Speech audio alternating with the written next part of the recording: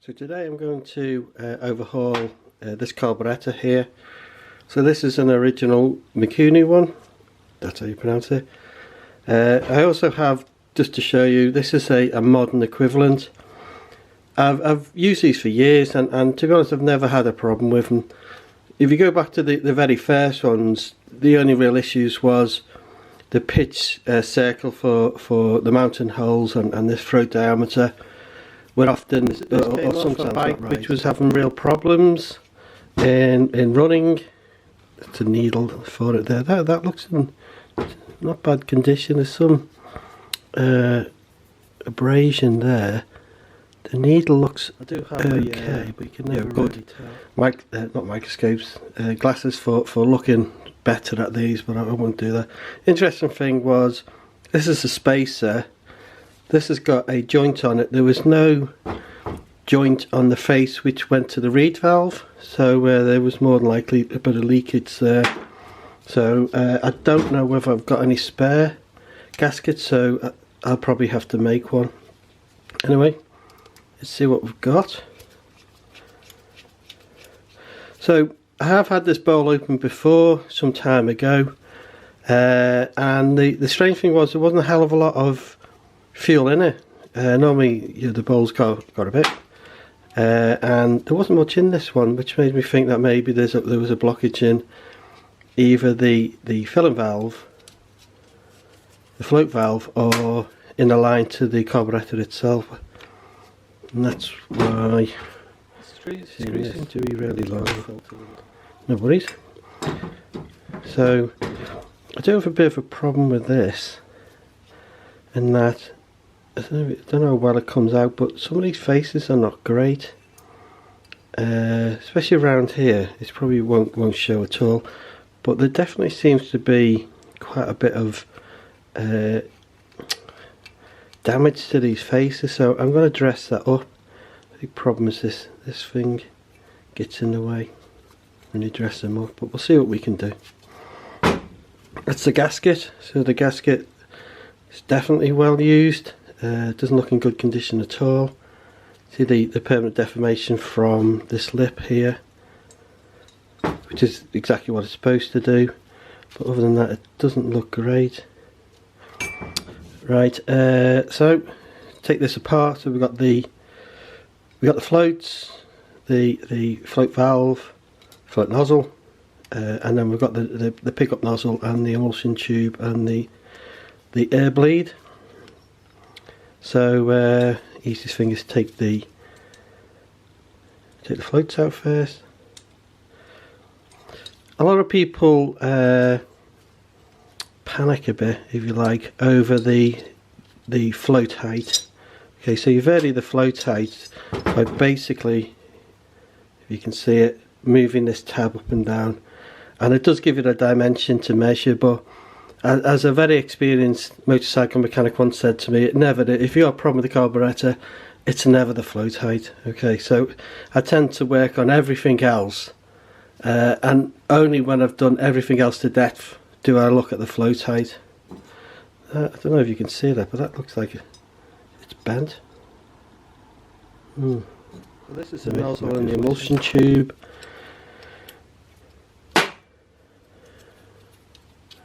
Take these out.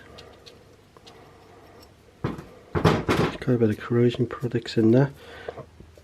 So they're the holes. I don't know if you can see that.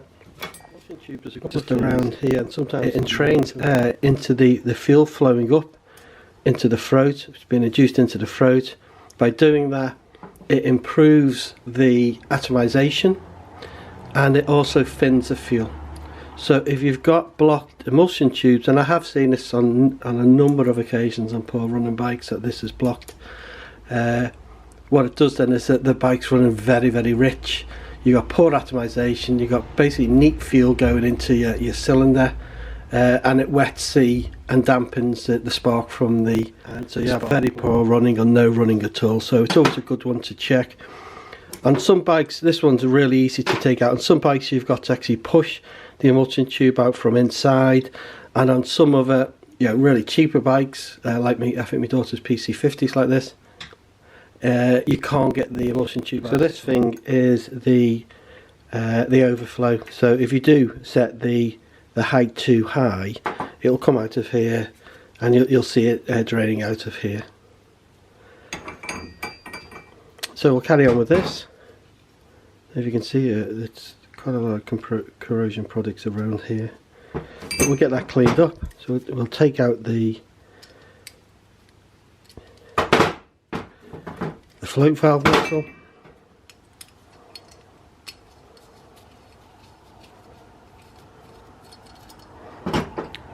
That's the gasket. So this is the float valve nozzle with the needle. We'll go through these and check the holes. That looks an awful big hole. Wow. And then we'll take out the bleed screw.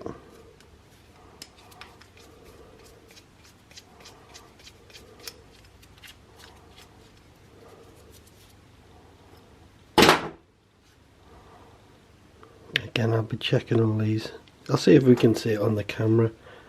So this screw here sets the idle speed, and it does that, if you can see that there, it does that by jacking up the slide valve, so it pushes this and lifts it up. So this gets set, it's best to set this off the bike, I think, anyway. That's what I always do. And you do that by looking at the position of this in the throat, and you can just jack it up and down. And this is the choke bleed.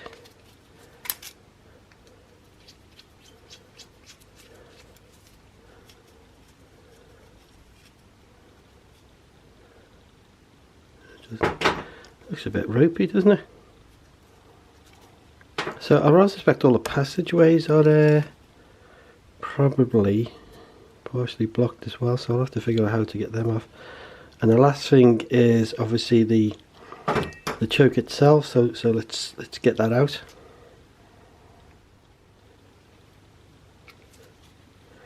Wasn't very tight.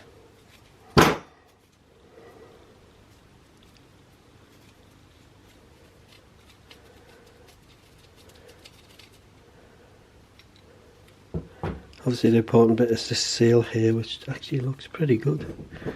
Just see if the rubber's still resilient. And it feels pretty good. I've had these where they've been completely vulcanized, and you do that and everything just shatters. So that's it taken apart. I think the first thing I'll do is I'll try and address this surface here. So we're going to try and get this face here a little bit better.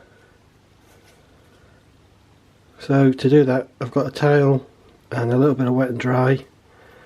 And the idea is that we'll just do it nice and gently, because obviously we can take one material off but we can't put it back. If this overflow pipe wasn't proud of this face here, what we do is put a bigger piece, and then we'd be doing figures of 8s, and that gives a nice smooth finish then. But fortunately we don't have that opportunity, so all we can do is this.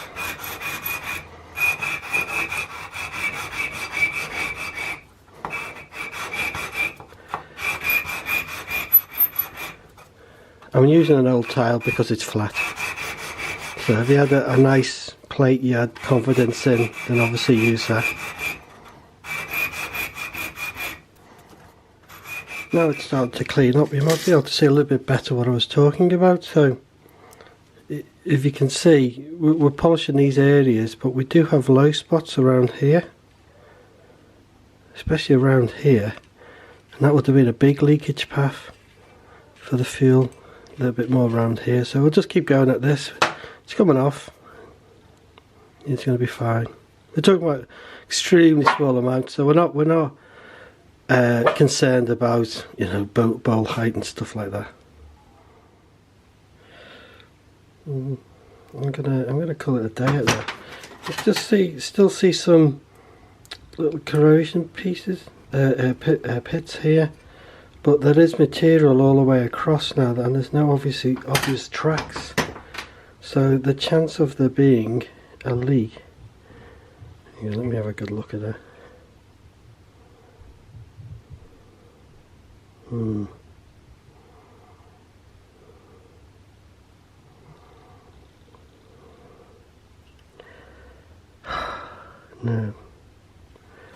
No, carry on. Yeah, at some point you've got to stop. And I think there are still some pits there, but they are definitely isolated now, so I'm going to leave that now.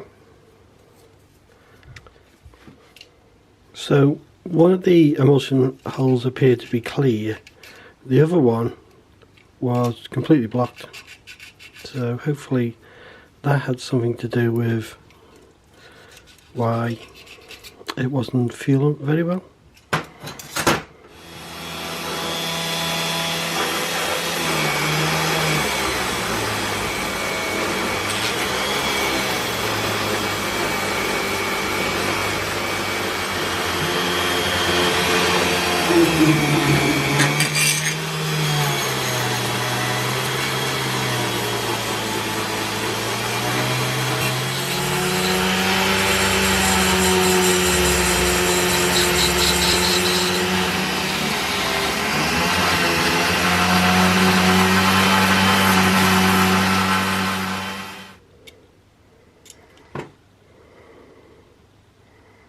So that should be 22, so it is a little bit low. I'll just see if I'll just bend the tab,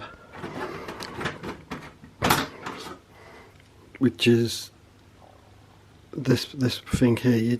I'll just bend it a little bit and we'll just get that to 22, but it was awfully close. I don't believe that would have made much difference.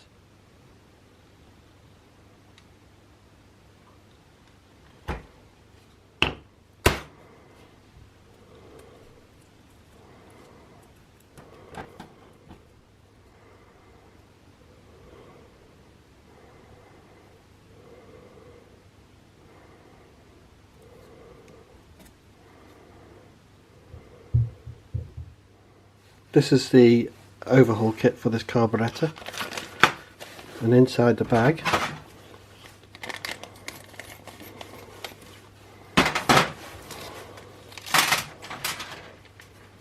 what we have is the gasket, the float valve with a gasket, a couple of springs,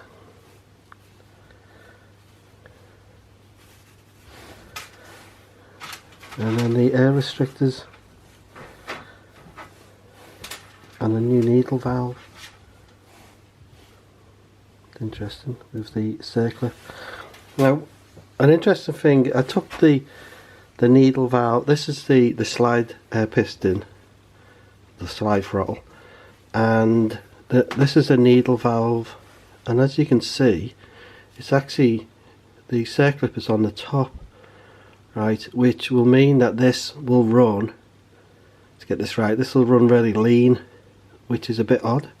You typically have them in the middle. I'll be honest, very rarely you have to touch these. There is a reason for it being there, obviously, that you can lean up or reach your engine. The only bike I've ever had to move this around was on an rd50LC when I fitted it was originally non-power valve, and I modified it with the power valve to bring it up to date to the Mark III. And I did have to adjust this setting, but other than that, I just leave it in the middle and it always seems to work. So I'm not quite sure why they're running it so lean, but when we put the new one in, we will put it in the middle. And we'll see how it runs with the float valve. Being careful as you do.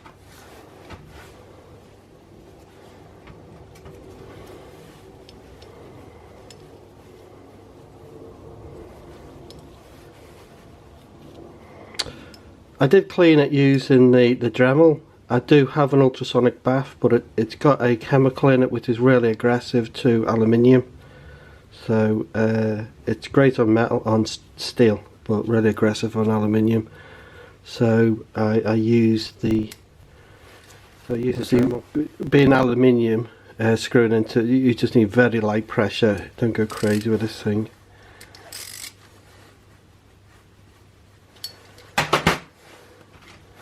The needle valve.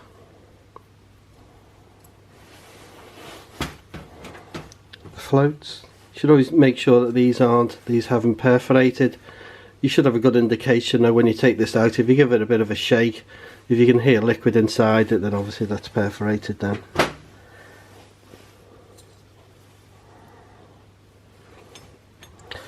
So I did mention that I did reset the float valve height.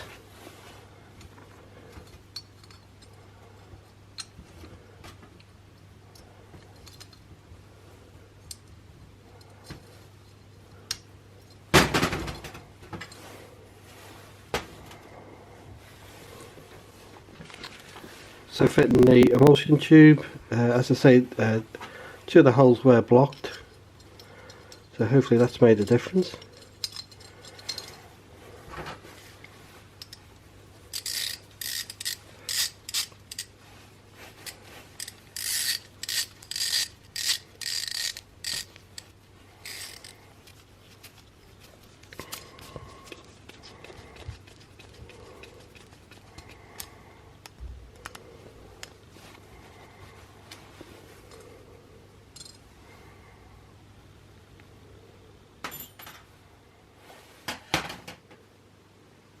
Just making sure there's no old gas material been left on their face, and there hasn't. So the new gasket, what we'll do is we'll just give it a light dusting with copper slip. So you have to be a little bit careful with copper slip, it is a bit toxic. So you do want to make sure that you clean your hands before you go eating anything afterwards. It's an anti-seize compound, so it's going to allow this to come off, and it gets used in bolts and things like this. It used to be at sea you wouldn't use copper slip on equipment which had been torqued, which is torqued, because as an anti-seize compound it can release when it's under vibration, and obviously ships are always under a vibration. However, you know, it's in common use onshore. So I don't think it's any real issue. The toxicity is a problem. Aboard ships we actually moved to molly slip rather than copper slip, but as I have a tin and it lasts forever, I always use copper slip. But molly slip's at least as good, equally as good, but the right way around.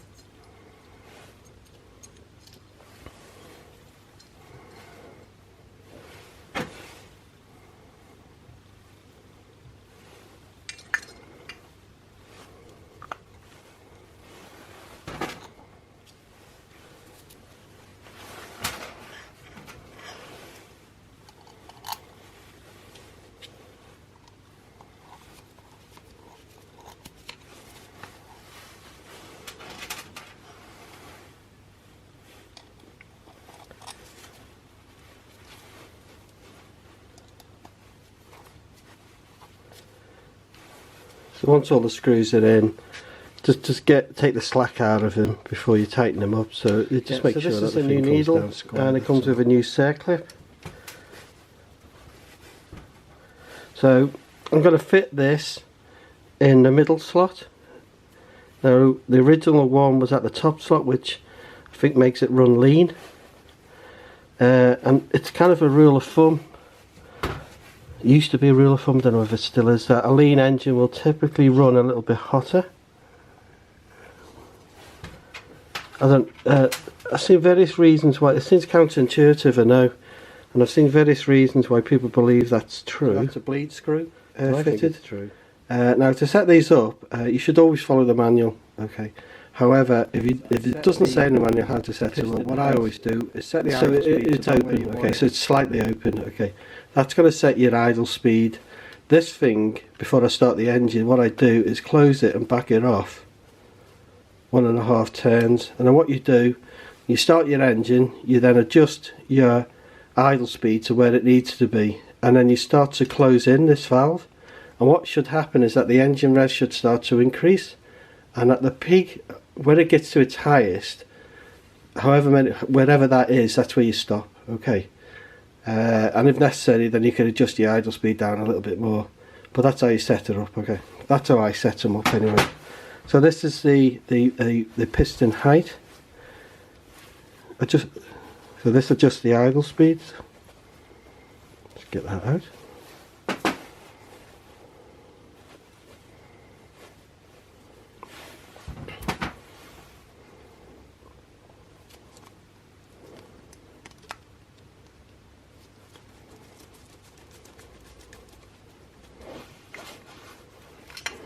I don't know if you can see that, but it's just starting to come proud on the inside. So this thing goes in, this slot here, which is also where the wire goes in a dimple, which is just here. So that's what orientates it. Right, and this acts on that piston to raise and lower this slide closed there. This piston, yeah. If you can see that, and if I screw this,